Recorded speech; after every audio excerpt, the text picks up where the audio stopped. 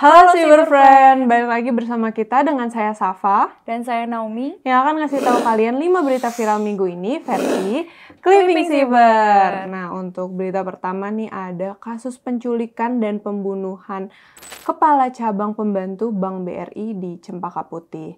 Sebanyak 15 orang telah ditangkap terkait aksi ini terhadap korban yang bernama Muhammad Ilham Pradipta. Kepala Bidang Humas Polda Metro Jaya Kombes Pol Ade Arisham menyatakan 9 tersangka sudah dibekuk oleh Subdit Jatanras Ditreskrimum Polda Metro Jaya dan 6 lainnya ditangkap oleh Subditresmob Ditreskrimum Polda Metro Jaya. Hingga saat ini polisi masih melakukan penyelidikan mendalam terkait peran dan motif para pelaku nih. Nah, saat ini salah satu tersangka yang telah diamankan diketahui adalah Dwi Hartono, seorang mahasiswa baru program studi Magister Manajemen UGM di Jakarta. Pihak UGM telah menonaktifkan Dwi Hartono dari seluruh kegiatan akademik sebagai bentuk dukungan terhadap proses hukum yang sedang berjalan. Jasad korban ditemukan di area persawahan di Kabupaten Bekasi setelah diculik di area parkir sebuah pusat perbelanjaan di Ciracas, Jakarta Timur. Hasil autopsi menunjukkan bahwa korban meninggal akibat kekerasan benda tumpul dan kekurangan oksigen. Nah, Syafa, gimana nih opini kamu tentang berita yang pertama langsung disuguhin dengan pembunuhan? Nah, menurut saya sih ya, dengan penonaktifkan salah satu tersangka yang namanya Dwi Hartono nih oleh pihak UGM adalah langkah yang tepat sih, Naomi. Nah, tindakan ini menunjukkan bahwa tidak ada toleransi nih kepada pelaku kejahatan, nah serta mendukung penuh proses hukum yang sedang berlangsung. Ini juga jadi sinyal kuat sih bagi kepada publik bahwa institusi pendidikan menjunjung tinggi etika dan hukum. Kalau aku sih berharap semoga kepolisian dapat segera menguak peran dan motif di balik kejahatan keji ini. Karena keluarga korban tuh pantas untuk mendapatkan keadilan. Kita harus terus mengawal perkembangan kasus ini dan berharap semua pelaku yang terlibat dapat segera diadili. Nah, berita selanjutnya mengenai korupsi. Korupsi lagi. Kali ini korupsi kota haji. 8.400 calon jemaah haji reguler gagal berangkat pada tahun 2024. Hal ini terjadi karena adanya dugaan penyelewengan dalam pembagian tambahan kuota haji yang diberikan oleh Kerajaan Arab Saudi. Menurut PLT Deputi Penindakan dan Eksekusi KPK, Asep Guntur Rahayu, ribuan jemaah tersebut seharusnya bisa berangkat karena sudah mengantri selama lebih dari 14 tahun. Namun, Kementerian Agama diduga menyalahi aturan dengan membagi tambahan kuota haji secara tidak proporsional, yaitu 50% untuk haji khusus dan 50% untuk haji reguler. Padahal berdasarkan undang-undang, kuota haji reguler seharusnya mendapat 92%, sementara haji khusus hanya 8%. Nah, benar banget nih Naomi. Selain itu, KPK juga menemukan dugaan korupsi dari penjualan kuota haji khusus dengan harga yang sangat tinggi. Kisarannya antara 200 juta sampai 300 juta per orang. Sebagian dari dana tersebut diduga disetorkan kepada para terduga pelaku korupsi di Kementerian Agama. Nah, untuk mendalami kasus ini, KPK berencana memanggil orang-orang terdekat mantan Menteri Agama Yakut Khalil Qaumas. Panggilan ini dilakukan untuk menelusuri aliran dana korupsi kuota haji 2024. KPK memilih untuk melakukan penggeledahan terlebih dahulu sebelum memanggil para saksi untuk mengamankan barang bukti. Nah, menurut saya nih ini benar-benar berita kejahatan yang paling miris, yang paling bombastis banget sih. Bayangin aja 8.400 orang udah nunggu 14 tahun buat ibadah, buat pergi haji. Nah, bukan hanya kehilangan uang tapi juga kesempatan untuk beribadah. Ini benar-benar terkacau sih. Terkacau sih, nggak ada takut-takutnya sama. Iya, sama Tuhan tuh gimana ya? Oke, menurut aku juga ini tuh membuktikan bahwa korupsi bisa merusak hal yang paling sakral sekalipun. KPK harus mengusut tuntas dan menghukum seberat-beratnya para pelaku yang tega menipu ribuan calon jemaah. Nah, berita selanjutnya kita beralih ke berita entertainment nih guys. Nah, nama Aziza Salsa kembali menjadi sorotan publik seiring dengan kabar perceraiannya dengan pemain sepak bola Pratama Arhan.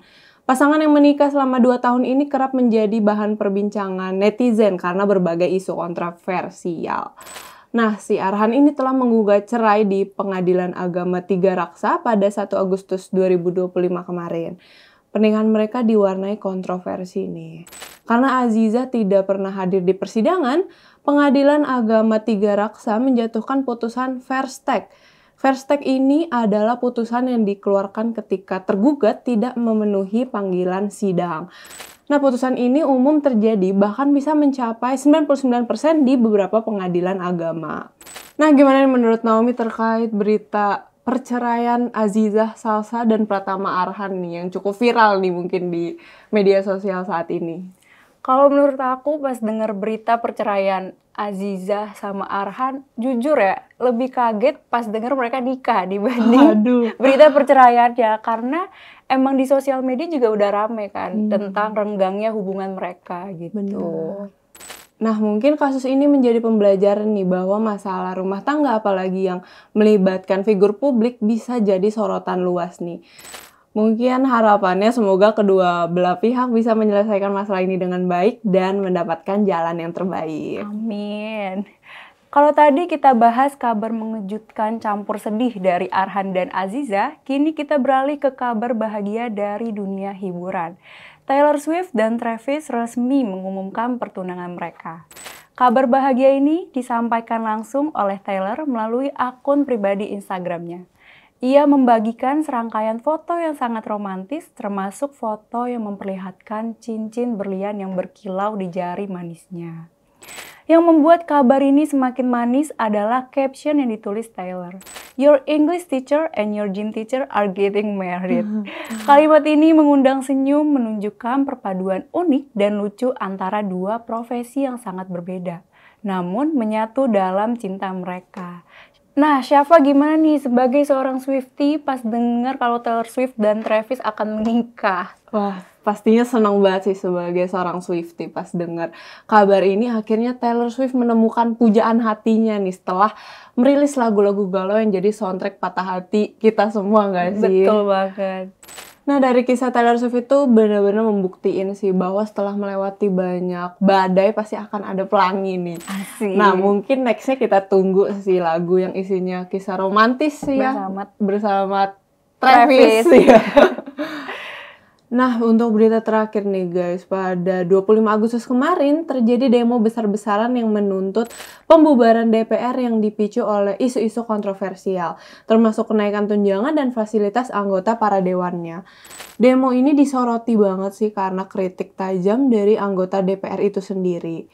Nah, ada 3 anggota DPR nih yang menuai kontroversi dari kata-kata kasar sampai logika yang aneh. Nah, yang pertama ada Ahmad Syahroni yang menyebut pengkritik DPR itu tolol sedunia. Wakil Ketua Komisi 3 DPR RI, Ahmad Syahroni, menuai kecaman setelah menyebut orang-orang yang menyerukan pembubaran DPR sebagai mental orang tolol sedunia.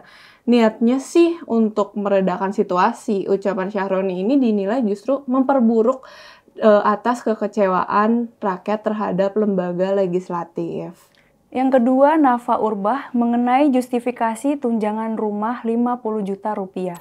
Ia menyebut tunjangan itu untuk membantu anggota DPR yang datang dari luar kota, agar bisa mengontrak dekat Senayan dan menghindari kemacetan. Nafa mencontohkan pengalamannya sendiri yang kesulitan menembus macet dari Bintaro ke Senayan. Yang ketiga, Adis Kadir, Wakil Ketua DPR RI, menjadi olok-olok netizen setelah video penjelasannya tentang tunjangan perumahan viral. Ia menyebutkan bahwa tunjangan 50 juta diberikan sebagai pengganti rumah dinas. Namun, Adis membuat perhitungan yang aneh, mengalihkan biaya kos 3 juta per bulan dengan 26 hari kerja, yang hasilnya 78 juta.